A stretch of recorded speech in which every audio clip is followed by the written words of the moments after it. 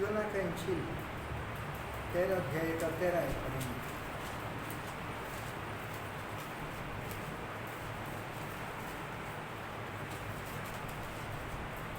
और ना लहू तो ना शरीर की ईर्ष्या तो नहीं 13 का 13।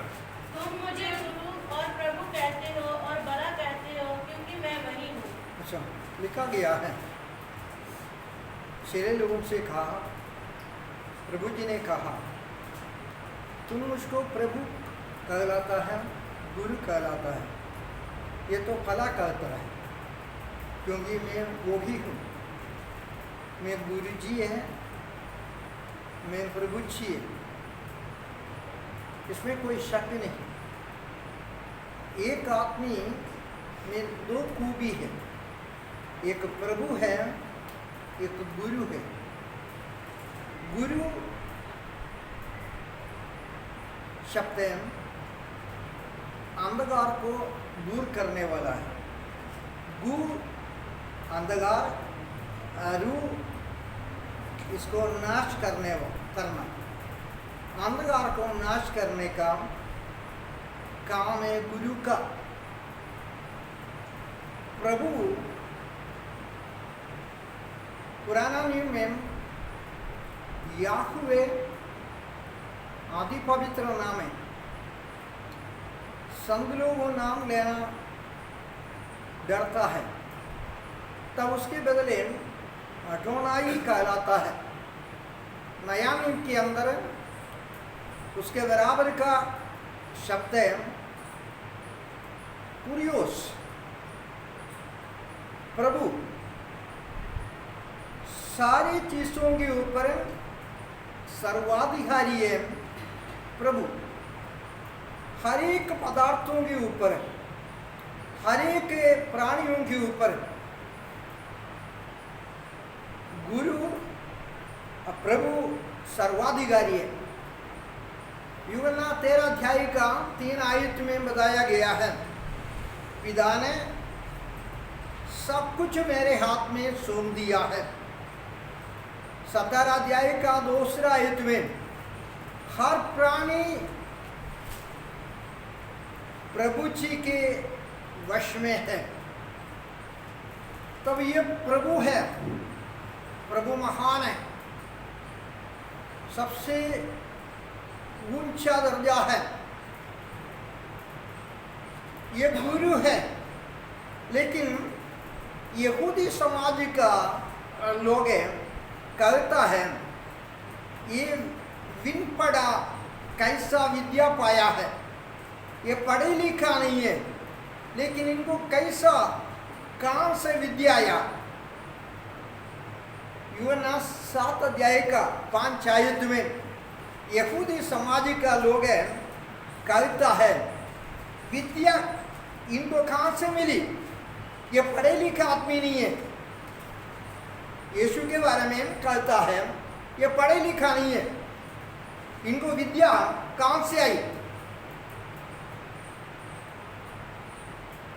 यहूदी धर्म में एक रबी होने के लिए सनहेद्रिन के अजूरी से अधिकार मिलना है। इनको अधिकार का निशानी के तौर पर एक कुंची मिलता है, एक मेष मिलता है। इसी प्रकार सनहेद्रिन का अजूरी में ये कभी खड़ा नहीं हुआ अधिकार पाने के लिए। यूहन्ना बपतिस्मा देने वाला भी इसी प्रकार अरबी कहलाया गया है। वो भी इतना पढ़े लिखा नहीं है, इतना अधिकार नहीं पाया था, लेकिन परमेश्वर की ओर से पाया था। यूहन्ना 3 का 36 आयत में 24 आयत में बताया गया है यह रबी है यूहन्ना बपतिस्मा देने वाला। मसीह के बारे में भी कहा गया है, चेले लोग कहता है यह रबी है। यूहन्ना का इंजील में बार बार यीशु मसीह के बारे में कहता है रबी है, नतनएल कहा ये रबी है। पगला जो चेले लोग हैं यीशु के पास जब आया है यह रबी है,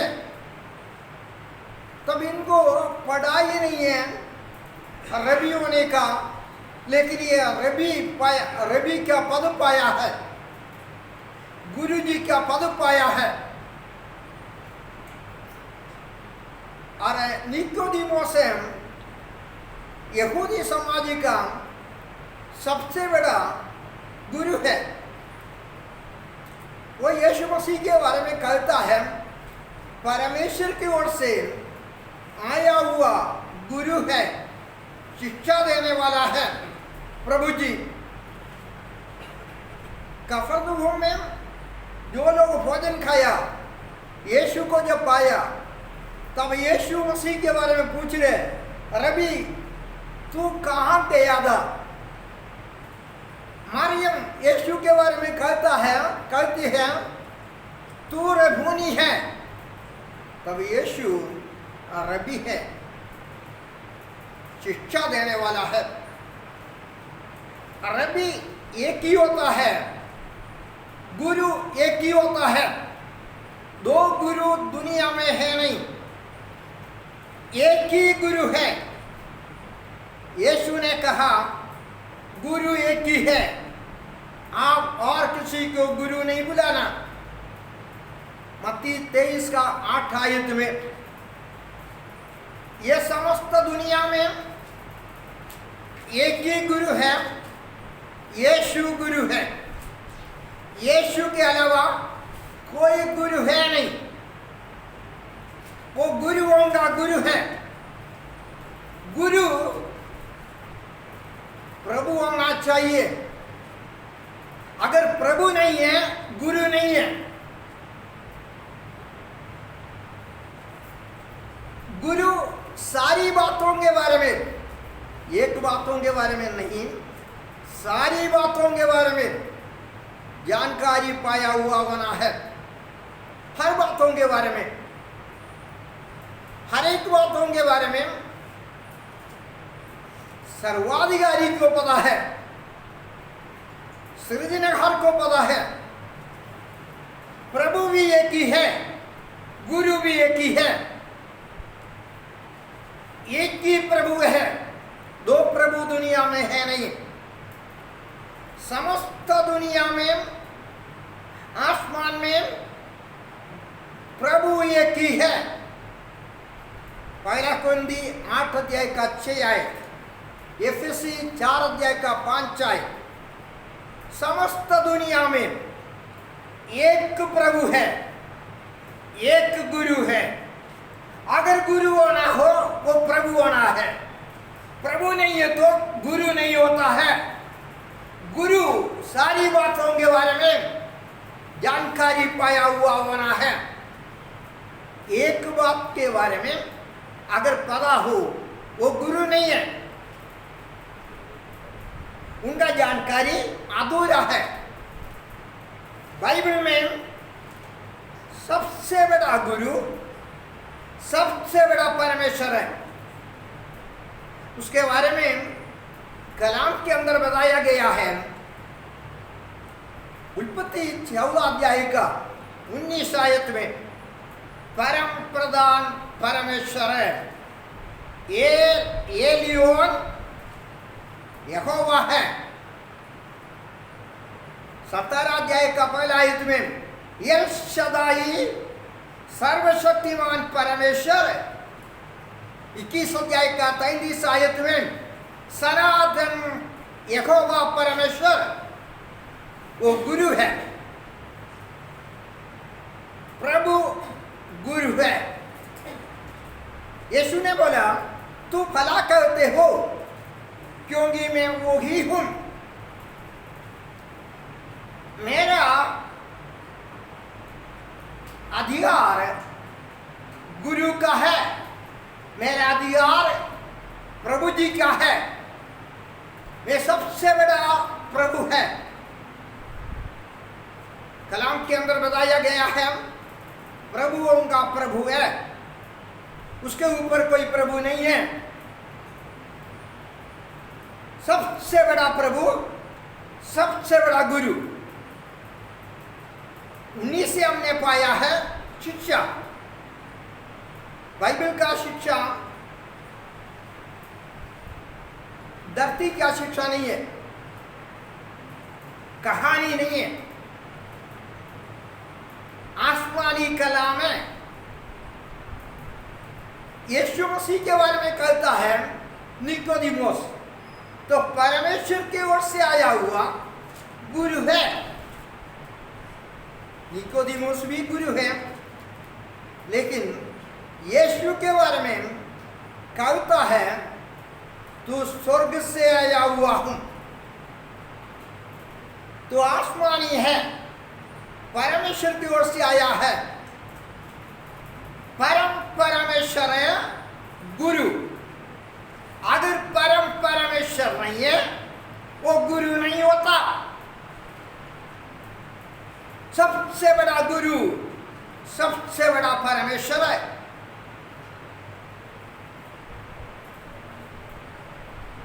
यीशु का कलाम, सारे कलाम आसमान से धरती में लेकर आया। आसमानी परमेश्वर धरती के इंसान के लिए आसमान से कलाम इन प्रभु जी को दिया है। लिखा गया है मेरा कलाम मेरा नहीं है, मुझको भेजने वालों का है। यूहन्ना 7 अध्याय का 16 आयत। मेरा कलाम मेरा नहीं है, मेरा कलाम ऊपर से मिली है, पिता ने दिया है, जिसने मुझको भेजा है उसने मुझको दिया है।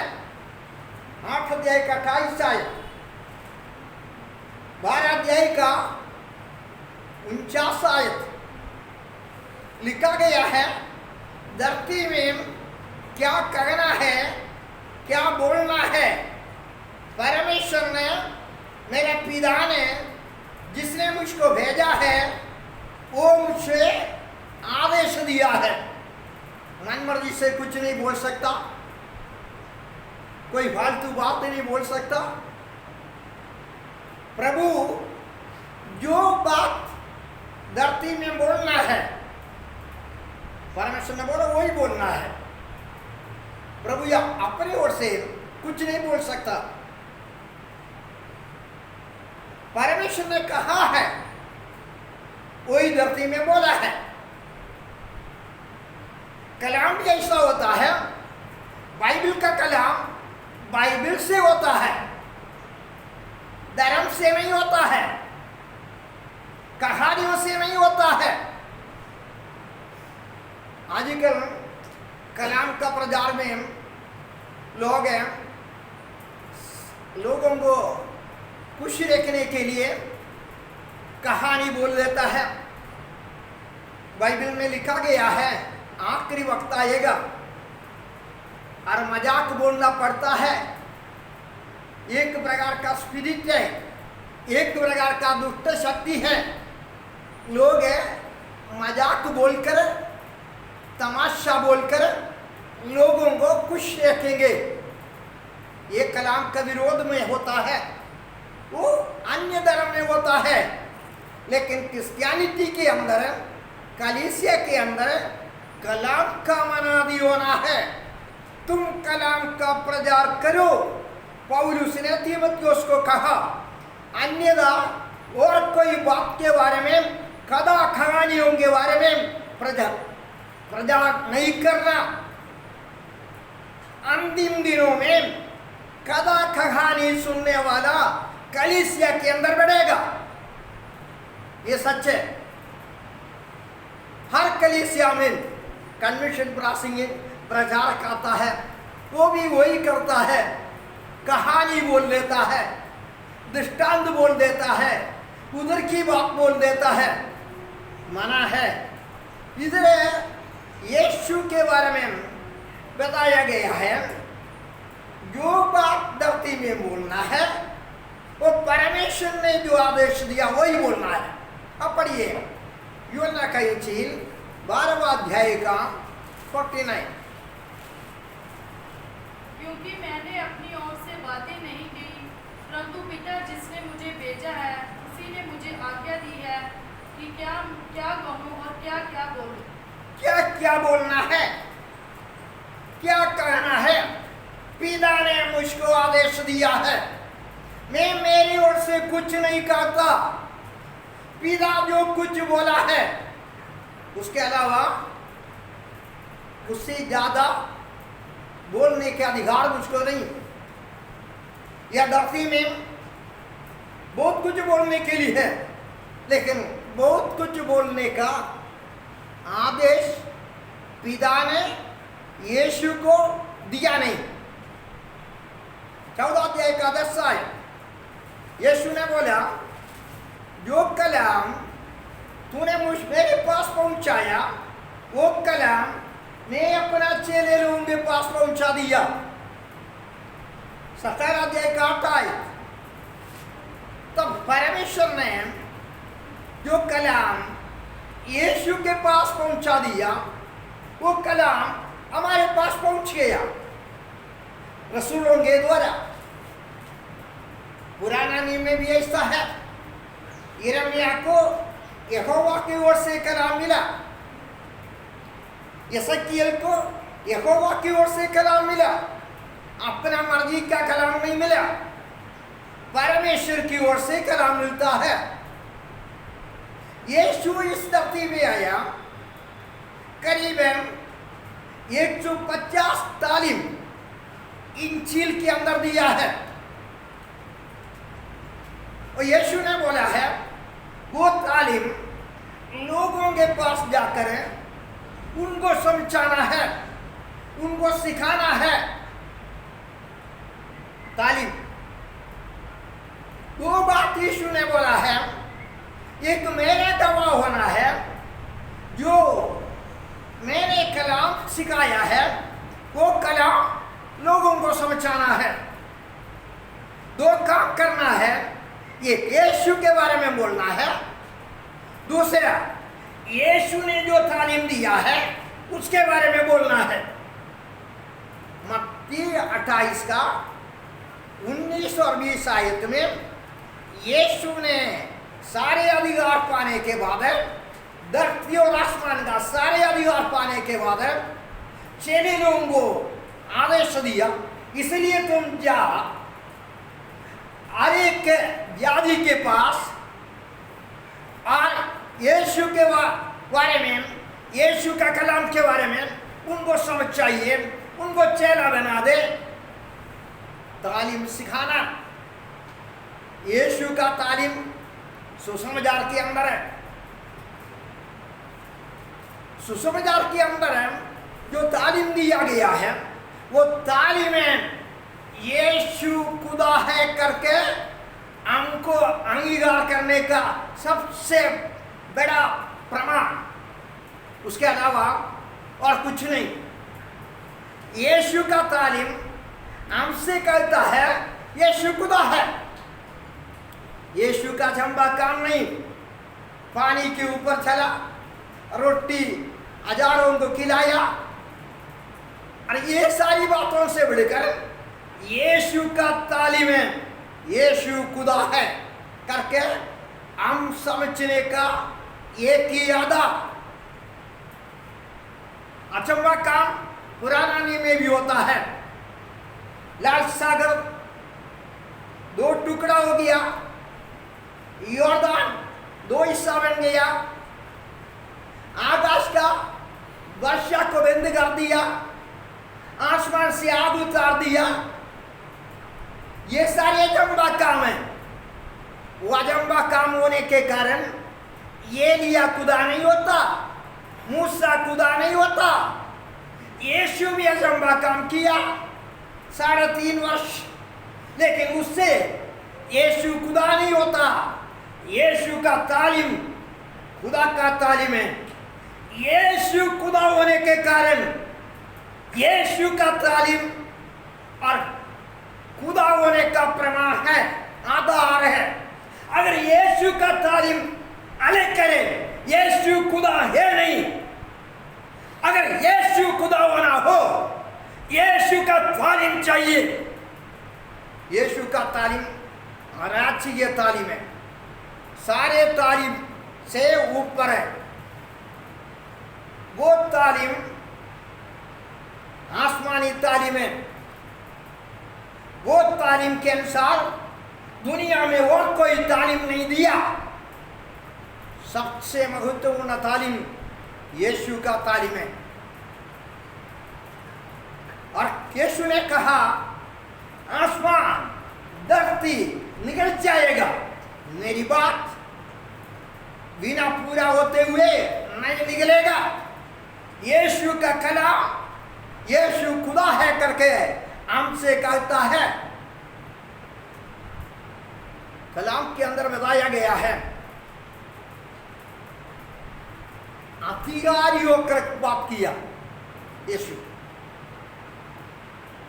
शास्त्री लोग जो बात करता है वैसा बात नहीं किया यीशु ने, अधिकारी होकर बात किया। अधिकारी मत्ती 7 अध्याय का 29 आयत में लिखा गया है 29। खुल्लम बात किया, दिलेरी से बात किया। यूहन्ना 7 अध्याय का 24 आयत। तब यीशु का कलाम अधिकार का है, दिलेरी क्या है, अनुग्रह का है। लूका 4 का 22। तब यीशु का कलाम जैसा महत्वपूर्ण कलाम दुनिया में किसी को नहीं मिलता। यीशु ने बोला है, अगर मुझको प्यार करता है, मेरा कलाम को मानेगा, मेरा पिता उसको प्यार करेगा, हम उसके पास आकर वास करेगा। अगर मुझको प्यार करने वाला मेरे कलाम को नहीं मानेगा तो वो झूठा है। अगर मुझको प्यार करता है, मेरा कलाम को मानेगा, पिता उसको प्यार करेगा, हम उसके पास आकर वास करेगा। यूहन्ना 14 का 23 आयत में, लूका 6 अध्याय का 46 आयत में यीशु ने बोला है, मेरी कहना नहीं मानता है, तू क्यों मुझको प्रभु प्रभु कहलाता है? कहना मानो, इस बात में प्रभु बोलो। पहले आप गुरु जी के कलाम मानो, फिर उसको प्रभु बोलो। अगर गुरु का आयुजी में विश्वास योग्यता आप नहीं दिखाता, फिर प्रभु बोलने का हक नहीं। 7 अध्याय का मत्ती 24 आयत, वो बुद्धिमान होगा, वो चट्टान में अपना घर बनाने वाला होगा।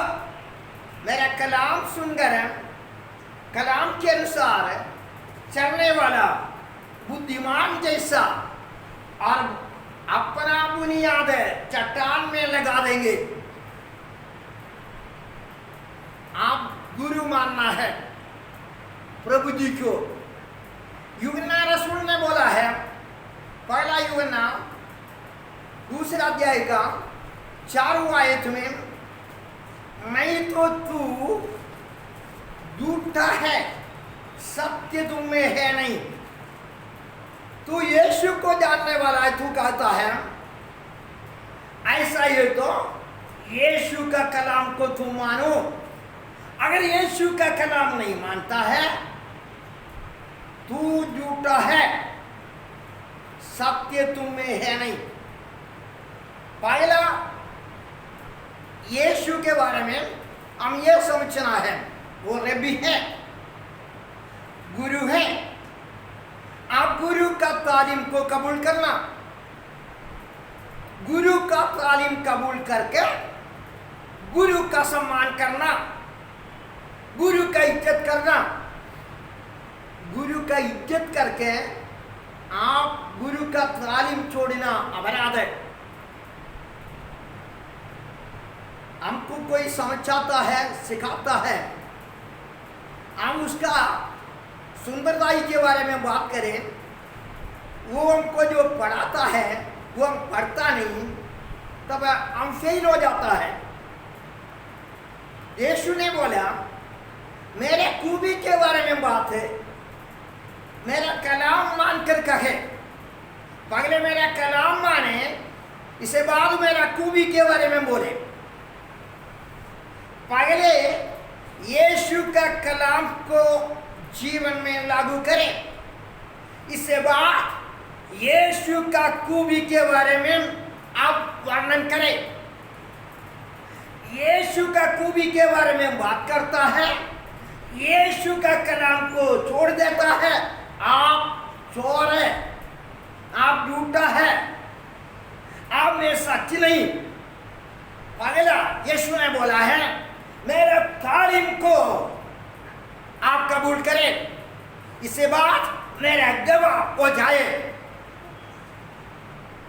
तालीम के बारे में बताया गया, हर दुनिया में जो कोई तालीम स्वीकार करता है, तालीम को तालीम के अनुसार चले, हर दुनिया में ऐसे लोग हैं उसका गवाह बने।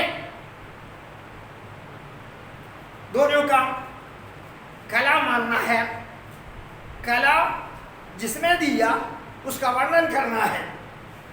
पहले यीशु का वर्णन करने से नहीं, आप जो कलाम अपना जीवन में कबूल कर दिया है, इससे बाद है यीशु का खूबियों के बारे में। हम यीशु का कलाम मानता नहीं, कबूल नहीं करता है, यीशु के बारे में वर्णन करता है, उसे कोई लाभ नहीं होता, उसे कोई लाभ नहीं होता। कलाम के अंदर बताया गया है यीशु का कलाम को कबूल करके और उसी के अनुसार चले। यीशु का कलाम क्या है? यीशु ने कलाम दिलेरी से दिया, अधिकारियों कर दिया, अनुग्रह से दिया। ये कलाम क्या है बताया गया है। अनेक कलाम हैं, तालीमें 150 तालीम इंजील 4 के अंदर दिया गया है। वो आसमानी कलाम है, आसमान से मिली है। हमने कई आयतों में ये पाया है यीशु का आवाज, यीशु का कलाम इधर का नहीं है, पिता ने यीशु को दिया है। मत्ती अय्यूबना 7 का 16 आयत में पढ़ा, 8 का 28 आयत में पढ़ा, और 14 अध्याय का 10 आयत में, 17 अध्याय का 8 आयत में, सारी आयतों में लिखा गया है यीशु का तालीम यीशु का नहीं है, स्वर्ग से परमेश्वर ने जिसने उसको भेजा है उसने दिया है। यीशु का तालीम धरती का नहीं है, आसमान का है। इसलिए यीशु का तालीम में शक्ति है। यीशु के तालीम के अंदर है शक्ति। शक्ति के लिए और कोई तरीका है नहीं।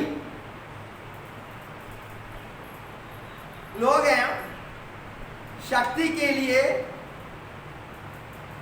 रिपीट करके करके हालेलुया बोल देता है, ताली मार देता है, आमीन बोल देता है। ये तो एक बोली है, एक शब्द है। इसका मतलब है हमारा बोली में हालेलुया का मतलब यही होता है, याहू का स्तुति करो। अपना बोली में बोल दिया तो वो हालेलुया है। दूसरा बोली में बोल दिया तो ले लिया है। कलाम लिखा गया है, सारे नामों से ऊपर कलाम का दर्जा परमेश्वर ने लगा दिया।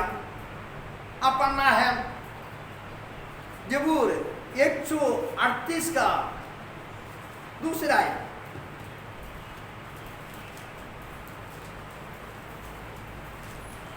मैं तेरे पवित्र मंदिर की ओर दंडवत करूंगा और तेरी करुणा और सच्चाई के कारण तेरे नाम का धन्यवाद करूंगा, क्योंकि तूने अपने वचन को अपने बड़े नाम से अधिक महत्व दिया। बड़े नाम के ऊपर है तेरे कलाम को रखा है।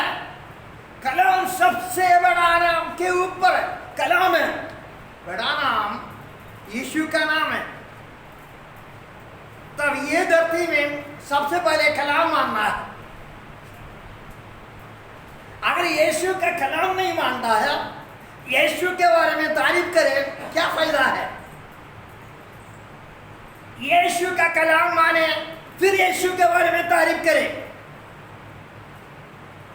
कलाम के बिना यीशु का नाम बेकार हो जाता है।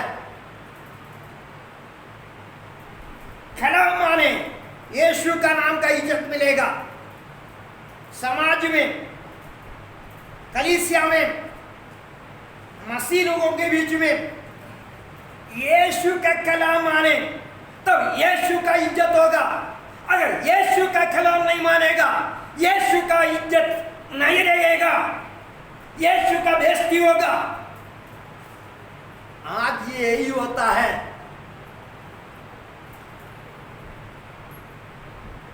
यही होता है। हम प्रयास कहां से सीखता है? बाइबल कॉलेज से। कोई पादरी कलाम देता है उसी से? नहीं, कलाम का प्रचार करने का तरीका रसूलों का पुस्तक में लिखा गया है। स्टेफानोस कलाम का प्रचार किया, पत्रोस कलाम का प्रचार किया। अब पढ़कर देखना, पौलुस कलाम का प्रचार किया। कैसा प्रचार करता है? कहानियों से नहीं। यीशु ने कलाम का प्रचार किया, कहानियों से नहीं, हालेलुया का नारा से नहीं, आमीन से है नहीं। आमीन का मतलब है सच्चे। अब बार बार बात करते समय सच बोलने से मजा होता है। सच्चे, ये सच्चे बार बार बोल दे, क्या मजा होता है? आमीन का मतलब है सच, सच, ये पक्का है। आमीन बोलना है, सारे बातों के बाद है आमीन, इससे बाद कुछ नहीं होता। आमीन ऐसा है कलाम के अंदर। कलाम का प्रचार करने का सबसे बड़ा कला और तरीका बाइबल है। बाइबल का रसूल लोग है, उनका कलाम सुनकर है, कलाम का प्रचार करने के लिए सीखना है। इधर बताया गया कलाम के बिना हम परमेश्वर का, यीशु मसीह का, हमारा गुरु का, यहोवा परमेश्वर का, प्रभु का बेइज्जती करेगा। कलाम नहीं मानेगा फिर बेइज्जती है प्रभु का बेइज्जती है। तो यीशु का कलाम क्या है? यीशु का कलाम बड़ा महत्वपूर्ण कलाम है। दुनिया में वो कलाम आज तक चाहा, लेकिन आज तक प्रचार करके अनुभव में लाया नहीं। यूहन्ना का इंजील 5वां अध्याय का 24 आयत, यूहन्ना का इंजील 5वां अध्याय का 24 आयत लिखा गया है, सच सच में कहता हूं मेरे कलाम को मानकर मुझको जिसने भेजा है उस पर विश्वास करके आप रहेगा, आपको आनंद जीवन मिलेगा। उसको सजा का हुक्म नहीं होगा उसके ऊपर, वो मृत्यु से पार हो गया, जीवन में प्रवेश हो गया। यीशु ने बोला है आमीन आमीन, सच सच मैं तुमसे कहता हूं, मेरा कलाम को मानना है, मुझको जिसने भेजा है उन पर विश्वास करना है, आपको मिलेगा। क्या मिलेगा? सजा नहीं होगा। न्याय का सिंहासन के सामने,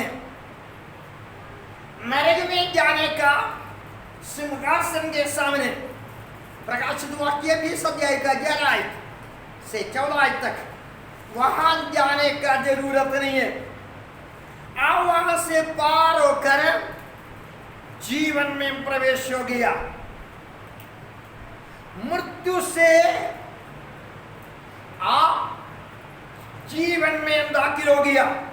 मृत्यु अलगदाई है, परमेश्वर से अलग होना, परिवार का लोगों से अलग होना, जिस्म से अलग होना, अपने सारे दौलत से अलग होना, अपने सारे पदार्थों से अलग होना।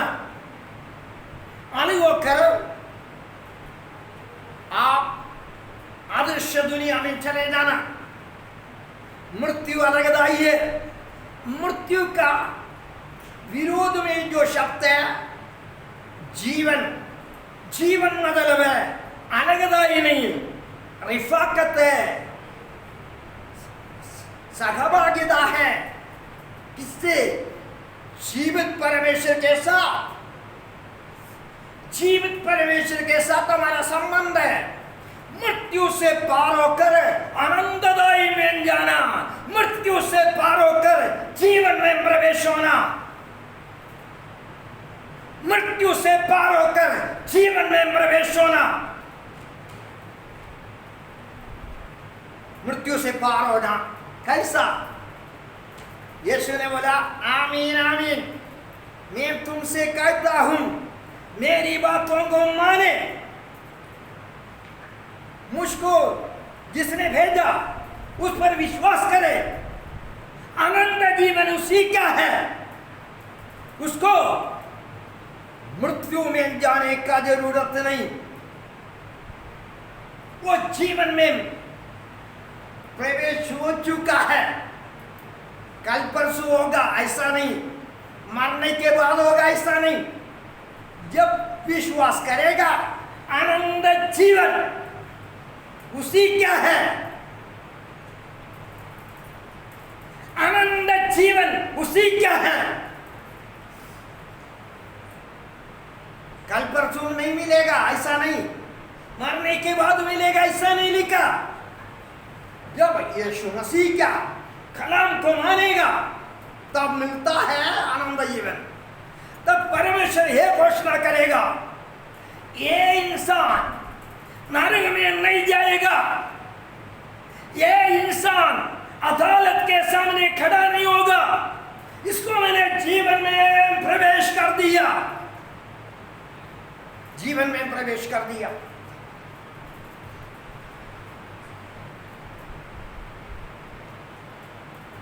यीशु ने कहा है यूहन्ना 8 अध्याय का 12 आयत में, मैं जगत का ज्योति हूं, जो कोई मेरा पीछा करेगा जीवन का ज्योति बनेगा, जीवन का ज्योति बनेगा। ज्योति मतलब है हर प्रकार का भलाई, धार्मिकता, सच्चाई है ज्योति।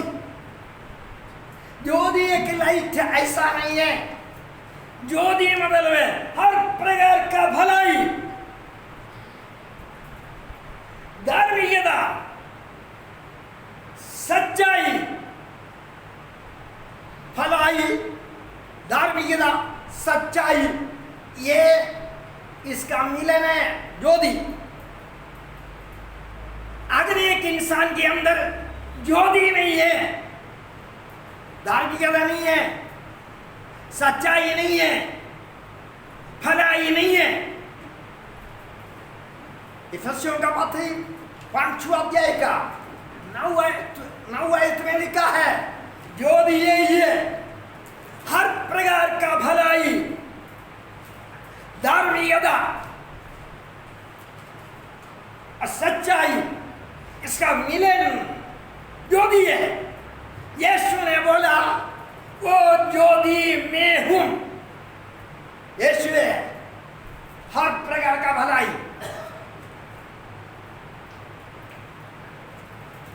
हर प्रकार का भलाई। गमालियल के कदमों पर बैठकर शाऊल ने रबी होने का पढ़ाई पूरा हासिल कर दिया। प्रेरितों का पुस्तक 22 अध्याय का 3 आयत में सारे पढ़ाई पाया। गमालियल के कदमों पर बैठा, ठीक ठीक बाइबल पढ़ा, उत्पत्ति से लेकर मलाकी तक पढ़ा। फिलिप्पी 3 का 6 आयत में लिखा है, व्यवस्था में यह निर्दोष है। कौन है? पौलुस, कत्ल करने वाला, व्यवस्था में निर्दोष है, कत्ल करने वाला, मसीहों को तंग करने वाला। मूसा का व्यवस्था बोलता है पौलुस के बारे में, यह निर्दोष है, कत्ल किया कोई बात नहीं, अच्छा काम किया, मसीह लोगों को तंग किया कोई बात नहीं, अच्छा काम किया। मूसा का धर्म कहता है यह निर्दोष है। तब हम गमालियल के कदमों पर जो पढ़ाई है, रबूनी के कदमों पर जो पढ़ाई है, वो दोनों फर्क है। ये शाऊल का गुरुजी वो भी एक रबी है, गमालियल एक रबी है। प्रेरितों का पुस्तक 22 अध्याय का 3 आयत में गमालियल एक रबी है। ये रबी के पास बैठकर पढ़ाया, पूरा किया और पूरा ठीक ठीक पढ़ा, लेकिन कत्ल करने वाला है, तंग करने वाला है, मसीहों को मारने वाला है, परमेश्वर का दुश्मन है। लेकिन मूसा का धर्म कहता है यह निर्दोष है। फिलिप्पी 3 का 6, यह निर्दोष है। वो भी गुरु है, ये भी गुरु है, गमालियल गुरु है, यीशु गुरु है। प्रकाश का काम यही होता है, जो प्रकाश है वो प्रकाश देगा। मूसे का व्यवस्था प्रकाश नहीं है, मूसे का धर्म प्रकाश नहीं है, ज्योति नहीं है। यीशु ने बोला मैं दुनिया का नूर हूं, मैं दुनिया का रोशनी हूं। यीशु है दुनिया का रोशनी। रोशनी का काम है प्रभुता करना, अंधकार के ऊपर अधिकार चलाना, अंधकार का गुलाम बनाना, अंधकार के ऊपर अपना जय पाना, यह प्रकाश का काम है। प्रकाश अंधकार के ऊपर दे पाता है। आप कभी देखा है प्रकाश आ गया, अंधकार ये नहीं बोलता है मैं जाऊंगा नहीं, इधर रहूंगा। अंधकार ये नहीं बोलता है प्रकाश आने दो, मैं नहीं जाऊंगा। प्रकाश आ गया, अंधकार को जाना ही पड़ेगा।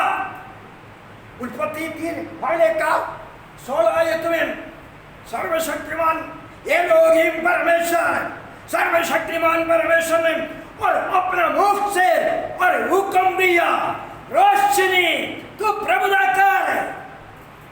दिन में प्रभुता करे, रात को प्रभुता करे। दाऊद राजा ने कहा तू प्रभुता कर। 136 का 9 आयत में रात को तू प्रभुता करेगा, दिन में प्रभुता करेगा। रोशनी का काम है प्रभुता करना। यीशु ने बोला है जीवन का रोशनी पाएगा मेरा पीछा करने वाला। दुनिया में कोई ऐसा कहानी है, कितने बड़े बड़े नबी लोग दुनिया में आया। नबी लोग ये कहता है कभी नहीं किया। मूसा नबी आया, एली आया, यिर्मयाह आ गया, लेकिन ये लोग कभी ये नहीं कहा। साधारण आदमी होकर यीशु यरूशलेम का इलाके में, गलील का इलाके में, अलग अलग उनके आसपास के इलाके में खिदमत किया। तब यीशु ने बोला मेरा पीछा करो। यीशु का चेले लोग हैं, तीव्रवादी लोग भी होता था। यीशु का चेले लोगों में कठारा हाथ में लेने वाला लोग भी होता था। रोमन सरकार का विरोधी लोग होते थे, कत्ल करने वाला लोग होते थे। लेकिन उनका जीवन में अंधकार कैसा दूर हो गया, ऐसा दूर हो गया। यीशु का पीछा किया, यीशु का पीछा किया। यीशु का पीछा करने से अंधकार दूर होगा। गमालियल का कदमों पर अब कितना साल बैठे, अंधकार दूर नहीं होगा। दुनिया का सबसे बड़ा रबूनी यीशु है। अंधकार दूर होगा, अंधकार दूर होगा। अंधकार से रोशनी की ओर लेकर जाने वाला एक ही है, दो नहीं है, यीशु है। यीशु का तालीम का शक्ति यही होता है, अंधकार से रोशनी की ओर लेकर जाएगा। 32 आयत में लिखा गया है सत्य तुमको आजाद करेगा, आप सत्य को जानेगा। सत्य कलाम है, 17 का 17 सत्य कलाम है, सत्य कलाम है। सत्य तुमको आजाद करेगा पाप से, अपराध से और बाप दादों का कर्म से। सत्य हमको आजाद करेगा। आजादी के बाद है सत्य के विरोध में असत्य होता है, झूठ होता है। झूठ नहीं आएगा, झूठ नहीं आएगा, झूठा नहीं आएगा। झूठा शैतान है, झूठा नहीं आएगा।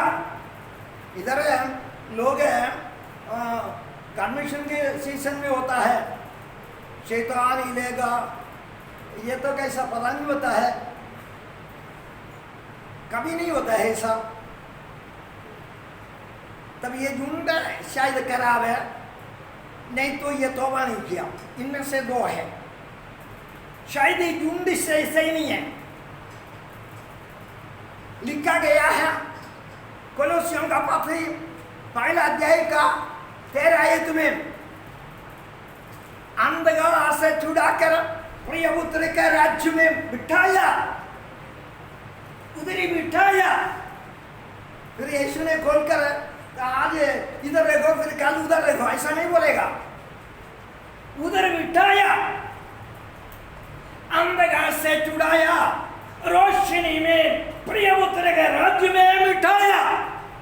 बादल लोगों का बड़ा कहना है, जीरो बनने के लिए ढोलक मारेगा, ताली मारेगा, गाना गाएगा, कोई औरत हिलेगा, बोलेगा शैतान है। बाइबल फिर झूठा है, नहीं तो पादरी सही है, पादरी नहीं तो झूठा है, बाइबल सही है। तौबा करने के बाद ऐसा खेल होता नहीं, होता नहीं। आपको अंधकार से छुड़ाया, प्रिय पुत्र के राज्य में बिठाया, बिठाया प्रिय पुत्र के राज्य में, कोई शक नहीं। दमस्कोस के रास्ते में और शाऊल यीशु का गुलाम बन गया, अगम्य रोशनी के नीचे गिर गया। तब यीशु ने कुछ काम दिया, लिखा गया है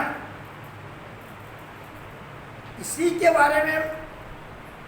पौलुस ने, लूका ने 3 अध्याय निकाला, 9 अध्याय प्रेरित होगा, 22 अध्याय और 26 अध्याय। 26 अध्याय में लिखा गया है, और पौलुस को परमेश्वर ने रास्ते में और उनका नजर का रोशनी खत्म हो गया, कुछ ड्यूटी दिया, कुछ काम दिया। प्रेरितों का पुस्तक है 24 अध्याय का 18 आयत में पौलुस से बोला उनका नजर को खोल दे, उनका नजर को खोल दे, अंधकार से रोशनी में लेकर आ जा, और शैतान के वश से अब परमेश्वर के वश में लेकर आना। यीशु ने बोला है, यीशु का तालीम है, पौलुस का तालीम नहीं। यीशु ने यरूशलेम और दमस्कोस का राज्य के रास्ते में और जो फाटक के पास ये पौलुस से अगम्य रोशनी में गिर गया है, तब यीशु नासरी ने कहा, क्या कहा?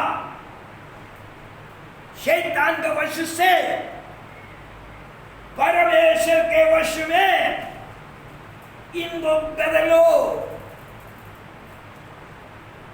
पाप क्षमा ऐसा होता है,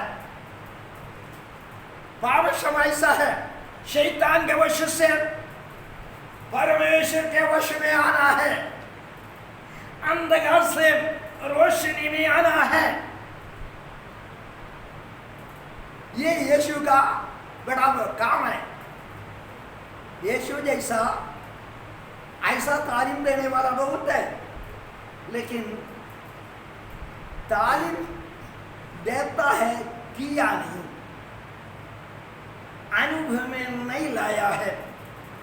अनुभव में लेकर आने वाला यीशु होता है, यीशु होता है, यीशु। तब यीशु जो कलाम दिया है, ये कलाम इसलिए दिया है, परमेश्वर के साथ मनुष्य का आरंभ कैसा हुआ? जीवन, पवित्रताई, प्यार और भय भक्ति, रिफाकत, ये सारी बातों के द्वारा मानव जीवन आरंभ हो गया। मानव जीवन का आरंभ जीवन, उसमें मौत नहीं, जीवन, पवित्रताई, परमेश्वर से प्यार, रिफाकत, सारी बातों से मानव जीवन आरंभ हो गया। परदोष में कौन से इंसान ये सारे जोड़कर और अनाथ हो गया, उनके पास योग्यता खत्म हो गया। परमेश्वर का प्रिय पुत्र सर्वाधिकारी होकर धरती में रबी का काम करने के लिए, लोगों को शिक्षा देने के लिए जब आया, तो यीशु ने उनको मिलाना चाहा, मानव ऐसा मिले जैसा परमेश्वर के साथ परदोष में, स्वर्गलोक में, एदन बगीचा में मानव जैसा रहेगा, तब वैसा रहेगा। परमेश्वर को अब्बा बुलाते थे आदम को परमेश्वर बुलाते थे, बेटा बुलाते थे। आदम परमेश्वर का बेटा है, तो वहां पहुंचाना है, वहां पहुंचाना है। यीशु का काम यही है, मानव जाति को पिता के पास पहुंचाना। यीशु ने प्रार्थना सिखाया, आप ऐसा दुआ करें, ये आसमानी बाप पे तो हम बच्चे हैं। परमेश्वर को पिताजी बोलने का दर्जे में हमको लेकर आना। ये दिन का असलियत में इंसान को ये धरती में आनंद में रखना चाहता है परमेश्वर, सौभाग्य में रखना चाहते हैं परमेश्वर। लेकिन हमारा जलाल उतना नहीं है, उससे बढ़कर है, उससे बढ़कर है। एदन बगीचे में जो जलाल है, जो महिमा है, जो आनंद है, उससे बढ़कर है। लेकिन यीशु ने ये धरती में आकर जो हमको नुकसान हो गया वो वापस दिलाकर आनंददायी में, हमको आनंद में, सौभाग्य में रखना चाहता है। इधर यीशु ने बोला, तू भला करते हो, मैं वो ही हूं।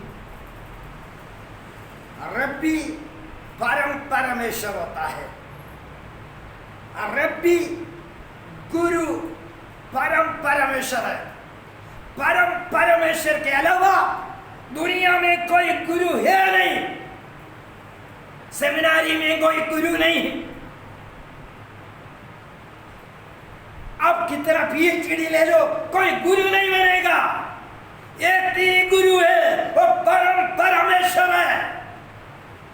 यीशु ने बोला, तू भला कहते हो, तूने सच बोला है, मैं वो ही हूं। आज सवेरे हम खुदा के हजूरी में हैं, हमको इतना बड़ा सौभाग्य मिला है। हमारे पास खुदा है नहीं था, हमारे पास खुदा नहीं होता था, हमको उम्मीद नहीं होता। जिसके पास खुदा नहीं है उनको उम्मीद नहीं होता है। खुदा होता है, वो खुदा नहीं है।